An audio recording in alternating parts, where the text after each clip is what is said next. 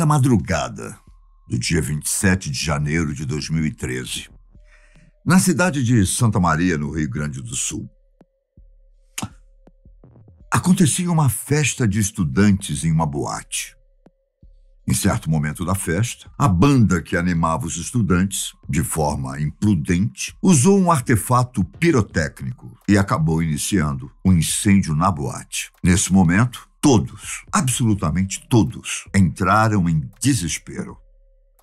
Pessoas começaram a correr, o pânico tomou conta dos jovens e, infelizmente, como você deve saber, 242 pessoas morreram no local e 636 ficaram feridas. O acidente foi considerado a segunda maior tragédia no Brasil em número de vítimas em um incêndio, sendo superado apenas pela tragédia do Grand Circus norte-americano, uma que ocorreu em 1961 em Niterói, que matou 503 pessoas. Nos últimos dias, o caso da Boate Kiss voltou a ser assunto nos meios de comunicação por causa do julgamento dos réus. Mais de 3.000 dias depois da tragédia, os culpados finalmente foram condenados. Neste episódio do caso, eu vou relembrar exatamente o que aconteceu na noite do dia 27 de janeiro de 2013 e falar sobre as condenações da justiça. A festa que aconteceu na Boate Kiss tinha como objetivo arrecadar fundos para a formatura de estudantes da agronomia da Universidade Federal de Santa Maria. E pelo número de vítimas e feridos, está claro que a boate estava extremamente cheia. A festa foi organizada pelos próprios estudantes dos cursos de pedagogia, agronomia, medicina veterinária e zootecnia da Universidade Federal de Santa Maria. A programação da noite contava com a apresentação de duas bandas. Uma delas chamada Gurizada Fandangueira. Os componentes da banda costumavam usar sinalizadores dentro das boates, uma prática que aparentemente já tinha se tornado tradição da banda. Segundo investigações, nessa ocasião, a banda resolveu usar sinalizadores mais baratos, porém altamente inflamáveis e perigosos. Além disso, o lugar estava extremamente cheio, ultrapassando a capacidade máxima apontada pelos bombeiros. A boate também tinha apenas um acesso, tanto para a entrada quanto para a saída, sem saídas de emergência. A situação era essa: um lugar extremamente cheio, fechado, repleto de estudantes e uma banda que fazia uma espécie de espetáculo pirotécnico. Por volta das 2:30 da manhã do dia 27 de janeiro, iniciou-se o incêndio. Segundo testemunhas, durante a apresentação da banda Gurizada Fandangueira, as chamas dos efeitos pirotécnicos acabaram atingindo uma espuma inflamável que era usada como isolamento acústico da boate. Quando o fogo entrou em contato com essa espuma, foi produzida uma fumaça preta e tóxica, e em pouco tempo todos entraram em pânico. Enquanto o fogo se espalhava pelo local, seguranças tentaram acabar com o incêndio usando um extintor, mas sem sucesso. Posteriormente, perícias examinaram os equipamentos disponíveis na boate e constataram que esse extintor falhou quando acionado porque não tinha carga e pressão suficientes. Um total de 5 extintores também estavam com a data de validade vencida. Quando perceberam que não haveria uma maneira de evitar o incêndio, houve um grande erro por parte dos seguranças que trabalhavam no local. Não houve comunicação entre os seguranças que estavam do lado de dentro e os que estavam do lado de fora. Por isso, inicialmente não foi permitido que as pessoas saíssem pela única porta de saída da boate, pois os seguranças acharam que se tratava de uma briga generalizada. Além disso, o sistema de consumo da Boate Kiss funcionava através do pagamento de comandas de consumo na saída, o que levou os seguranças a também pensarem que as pessoas estavam tentando sair sem pagar, com a porta obstruída pelos seguranças. Muita gente que estava dentro da boate confundiu as portas dos banheiros com as saídas de emergência. E, como consequência, a maioria das pessoas que morreram foram encontradas dentro dos banheiros.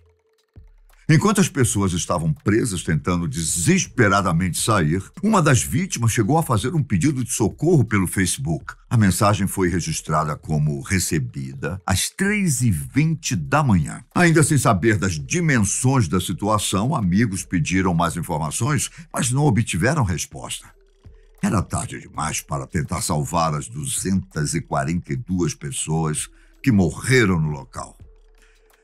A porta de saída só foi liberada pelo segurança quando eles perceberam a fumaça saindo do local. Por causa do desespero das pessoas, muitas vítimas acabaram sendo pisoteadas. Dentro do banheiro foram retirados mais de 180 corpos. Enquanto os bombeiros retiravam os corpos e tentavam resgatar os que ainda estavam com vida, eles relataram que os celulares das vítimas tocavam sem parar. Provavelmente eram familiares tentando fazer contato. As mortes foram causadas por asfixia. A espuma de isolamento acústico foi apontada pela polícia como uma das protagonistas na tragédia.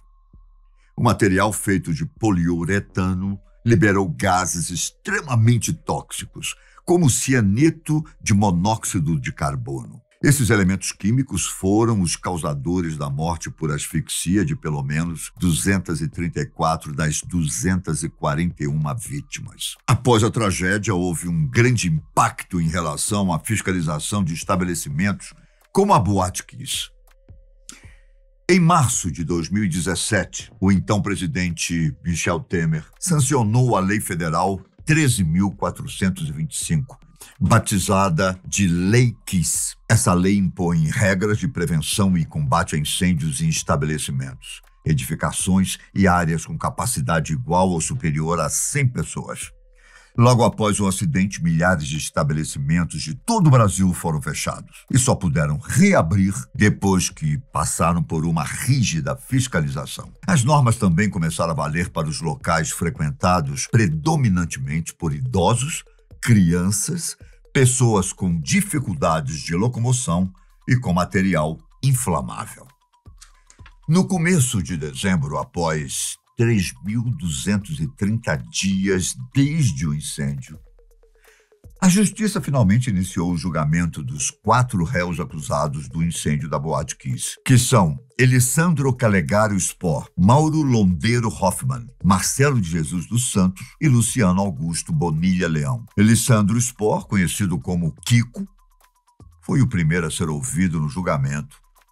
Ele se dirigiu às famílias das vítimas e pediu desculpas. Disse que não escolheu que isso acontecesse. Ele era sócio da casa noturna e foi condenado a 22 anos e 6 meses de prisão por homicídio simples, com dolo eventual. Mauro Hoffmann, que se tornou sócio da boate em 2011, disse que não tinha qualquer participação na rotina da empresa. Apesar de sócio, ele nem sequer tinha a chave da Boate Kiss. No dia da tragédia, Mauro havia passado na boate horas antes, mas depois foi para casa. Ele foi avisado pelo sócio Elisandro sobre o incêndio e voltou correndo para a boate. Segundo a justiça, Kiko e Mauro foram responsáveis pelos crimes e assumiram o risco de matar por terem usado material inflamável na estrutura da boate. Mauro foi condenado a 19 anos e 6 meses de prisão por homicídio simples com dolo eventual. Marcelo de Jesus dos Santos era o vocalista da banda Gurizada Fandangueira e foi o responsável por erguer o artefato pirotécnico que iniciou o incêndio. Marcelo disse que tentou apagar o fogo, relatando que, quando viu o incêndio se espalhando, pegou um extintor que acabou falhando. A defesa de Marcelo disse que o músico é mais uma vítima da tragédia.